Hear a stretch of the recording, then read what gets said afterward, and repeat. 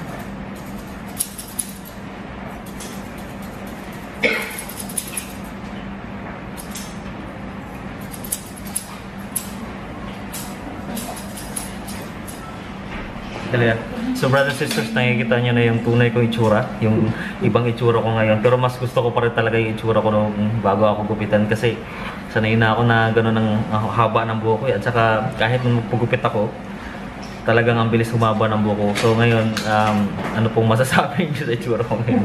So ngayon, balikan ko po kayo mga kapatid and hopefully na magkaroon kayo na idea. So bless and God bless you. So ayan po mga kapatid, no?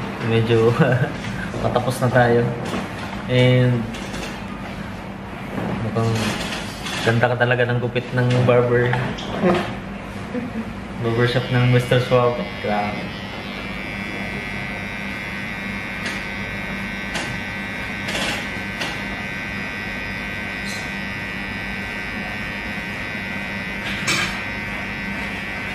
Paalas ka na ba, sir? Hindi pa naman. Dito ba? Sir? Pagkatapos ito. Isama kita sa vlog, sir, para makita mo mamaya. Ano lang, parang ano lang, pahapyaw lang ba? Ano naman sa salot ko? Nakikita naman sa salot ko? Paasilit. Wala, hindi siya nakikita. Nakita siya pero hindi ganun ka, klaro. Sige na. Mauna ka pa nga. Hindi, mas maganda yan. Baka wala mag-nood sa ano. Ayos lang yan, sir. Marami naman ako. Ganyan ako, sir. Pag may mga kilala akong mga tao na nakakasama ko sa pag-vlog ko, pinapakita ko talaga. Tapos ang interviewin mo na rin sa Sendo.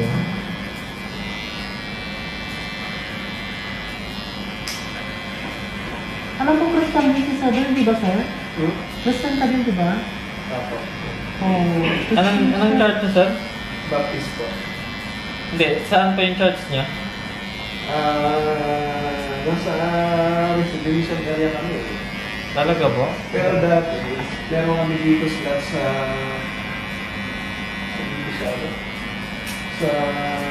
Trinity. Okay. Tuesday kami. Hindi gabi.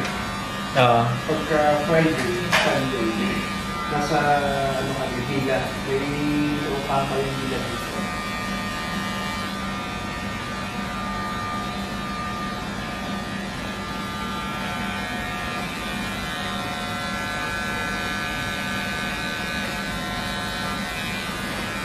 Ngayon, ginagawa na lang kami, zooming na lang kami ngayon. Actually kaming mga mga workers, sir. Kami lang yung present doon sa center. Kasi hindi kami pwedeng ngayon sa hotel eh. Di ba? Hindi pwedeng ngayon sa hotel sarado. Ang ginagawa namin, kami mga workers ang nagmismong nandoon sa center para mag-present worship. And then, ako yung nag-live. Naka-live ako. Pili lang kayo doon. Mostly, kumpleto pa rin yung gawain. Meron pa rin Mayroon pa rin presider. As a normal worship service, pero limitado yung mga tao kasi hindi pwedeng Kami wala na talaga. ano talaga kayo? Zooming talaga kayo. First God, at least papaano kayo? Pwede na namin service namin. Ngayon, mamaya hapon na ako kasi gana ako na shift eh. So mag-book na ako dito.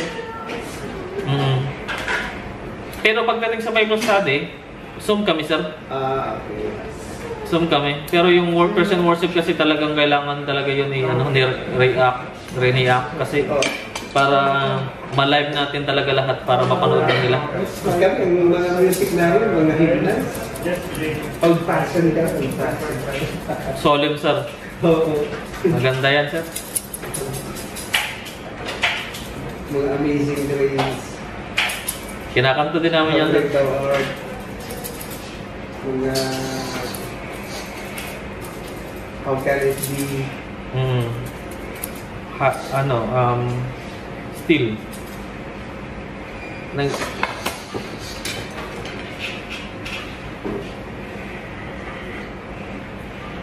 Saan yung ano nyo? Saan hotel kayo ngayon? Or ano? Sa center mismo kami ng church. Yung church center namin nasa Alcos. Malayo. Malayo dito.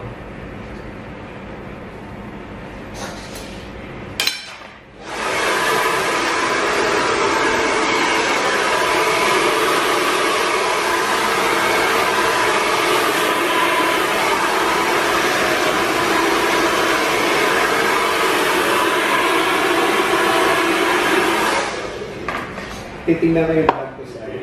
Sige, sir.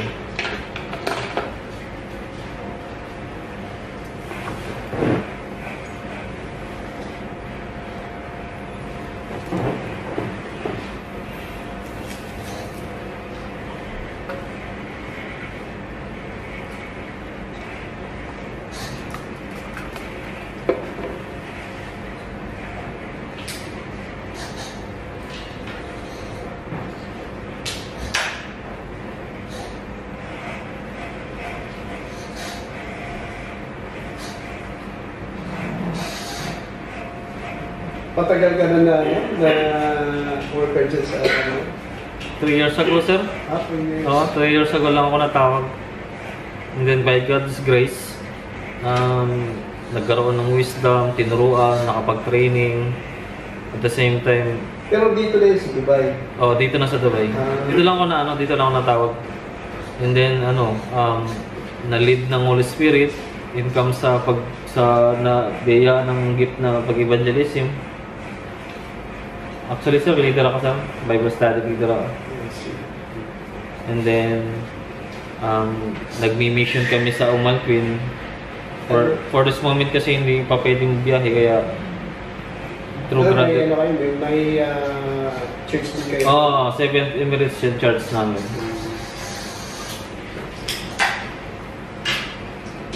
Ilan ang dito? May mga membro niya dito? Kami, sir, kung isasama mo lahat, sir. Dito lang, sa congregation. Dito sa Dubai lang. Mga nasa 300, sir. Ay, kunti nga lang yun, sir. Mayroong mga church. Dami lang kami pagka-anniversary kasi tinatawag lahat yung congregation. Pero yung mismong congregation namin, mahalaga dun, sir, yung ginagampanan yung layunin ng isang workers. Hindi naman siya sa quality talaga, sa quantity talaga. Pero as long as faithful ng mga workers na nagpapatuloy sa gawain, magpapadala at magpapadalaga talaga yung Panginoon. Katulad ko, ever since hindi sumagi sa isipan ko na maglingkod sa Kanya ng ganito talaga. Anong number yan? 1? Anong number? Okay. Ewan. Taas? Oo. Manipis? Saan ba? Sa balbas ko? Oo. Hindi ko pa nasubukan yan. Sabi, Pinifeature mo yun. kasi pag nagsishave ako, Pinifeature mo yung epekto ng COVID-19 sa mga Kristiyano. Mataling ka? Oo. Ay, pinapicture mo daw yung COVID-19. Dali ah. Baka... Sugat. Saglit lang sir, hindi siya makakaano kasi pinakibo yung Ayan, mas maiksi pa. Sige ba? Mas maiksi pa. Actually sir, yung sa COVID-19, nasa araw-araw yun sa Bible study ko at saka sa sa preaching. Araw-araw yan, napipictures yan. Ang hindi namin sorry. Nag-preach ka na din. Naglilid ako ng Bible study. It means nagtuturo talaga ako. Hindi sir, pero hindi kami more on sa nakapokus mismo sa problema na yan. Yung yung COVID-19 na yan is all about work of the yan, word of God na parang course sa ating lahat. Tapos ang kailangan lang gawin talaga dapat is wag kang matakot, wag kang mag-alala, and then yung faith mo sa Panginoon manatili ka. Okay, nasa ganito. Ito, ganito rin. Oo. Saglit lang sa iyo, baka masugat ka. Imbis na maganda yung record ng Mr. Swabby, wala na. Ay, nasugat ako kan.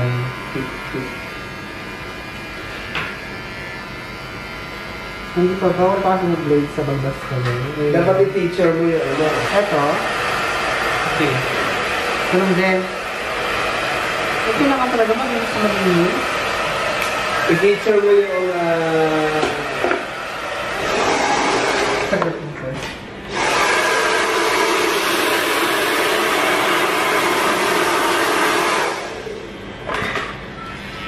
Nabisan ka pa?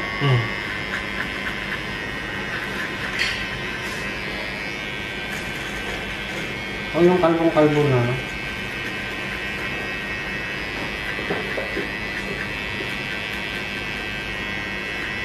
nahanap na. Sino pong naghahanap sa inyo? Sa Zoom. Ha?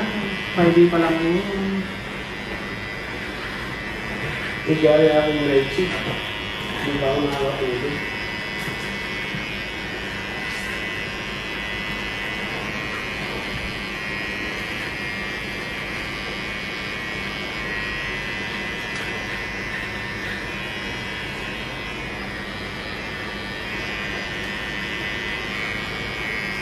Nabasa mo ba yung sir, yung book of Deuteronomy? Hindi ka rin?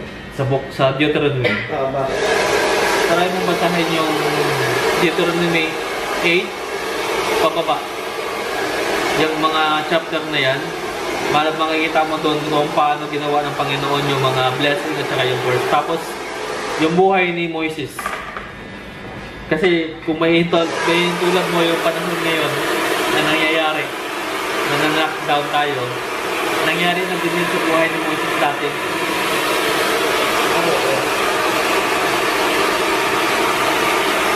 Hindi lang nga isa yun eh. Hindi lang isa yun, kundi napakadaming yun. Kung titignan mo sa sir, kung palalalamin na sila.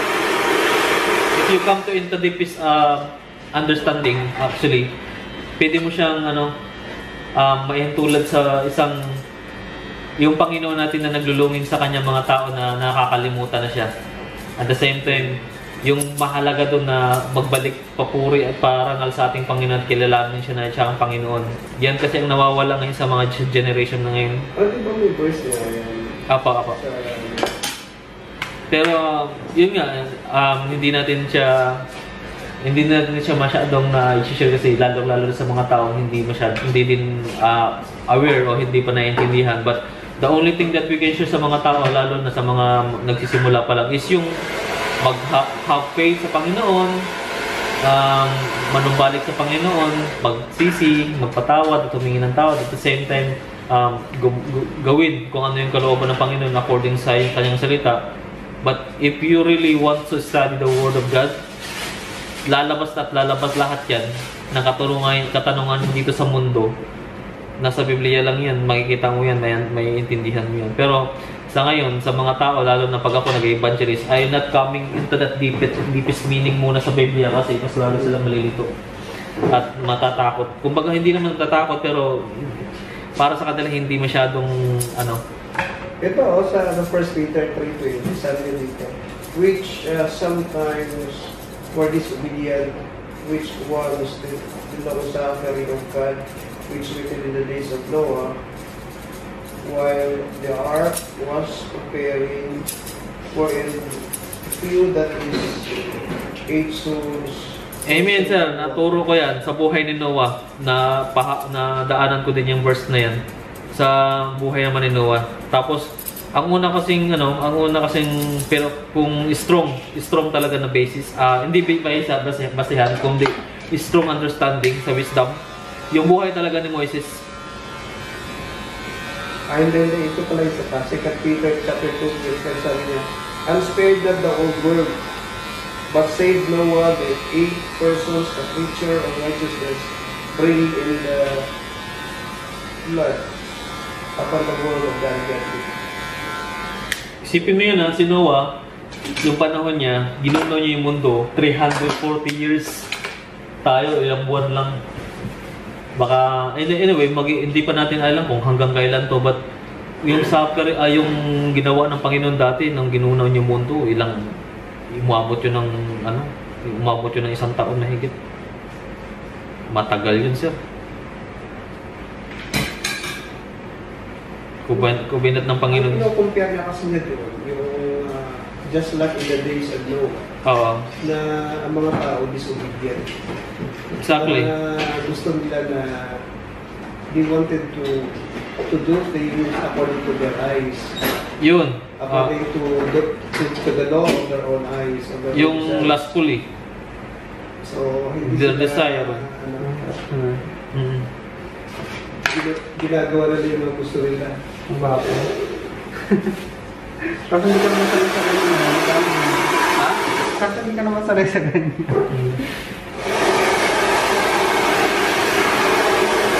Ilang buwan na yun? Hindi ko alam. So yun po mga kapatid, no? Tapos na po tayo at nakikita niyo po yung itsura ko ngayon. Napakalinis at saka kaya ako nga nire-recommend tong barbershop na to, lalong-lalo na yung kapatid natin. Pakita ka muna, Brad. Si Brother Roger yan. Yan yung talagang pinupuntahan ko dito para magpagupit at paglinis ng buhok natin. So, ngayon mga kapatid, may papakilala din ako sa inyo. Kuya, ano pong pangalan nila? Virgilio po. Virgilio, yan. Kasama natin at na-share natin ng Word of God at the same time about sa channel natin mga kapatid. So, encouragement bawat isa, no? Yung glory ng Panginoon ay laging nasa atin at may babalik din natin sa ating Panginoon yung glory sa Kanya through that our praises and worship at sa pasasalamat. So, kahalagahan ng salita mga kapatid yung nagkakapag-encourage tayo at nagbibigay tayo ng kalakasan at yung pagmamahal ng Panginoon hindi natin madidina yun. Laging nasa atin lahat yun kasi kung hindi dahil sa ating Panginoon si Kristo, we are not living in this world and we are not keep alive in this world kasi siya yung tanging daan, katotohanan at yung buhay, yung eternal life na ma-inherit natin pagdating sa pagharap natin sa ating Panginoon Diyos Ama na sa langit. So yun po, God bless you brothers and sisters at nakilala natin, meron tayong bagong nakikilala sa ating vlogs at yun po si brother, kapatid natin. Actually, honestly, siya rin ay isang nasa ministry din at naglilingkod sa Panginoon, nakakaalam ng salita ng Panginoon at nag-aaral. So, glory to God, hindi talaga naiinti at hindi talaga nawawalang saysay ang ating pagpapagal, lalo na sa pag-share. Yung sama-sama tayong nakakaalam at nakakilala sa ating Panginoon, napakahalaga mga kapatid. What you can see, brothers and sisters, talagang napakalinis. Pero yun pa rin, kung ano man yung tsura ko, kung mahaba mo na maikli aking buhok, it's all the same to me. I really appreciate myself dahil we are all created by God and beautiful, perfect, and good. God bless you and stay tuned, continue watching my channel and video. If you like, please click the like. Wanna say something, comment below in this section. And to all the viewers still do not subscribe, please subscribe po kayo. Click nyo na po yung subscribe para magsama-sama tayo sa isang pamilya at ma-notified kayo kung mayroon tayong bagong upload. Click the bell button. Yun lang po, brothers and sisters, and glory to God. Thank you so much.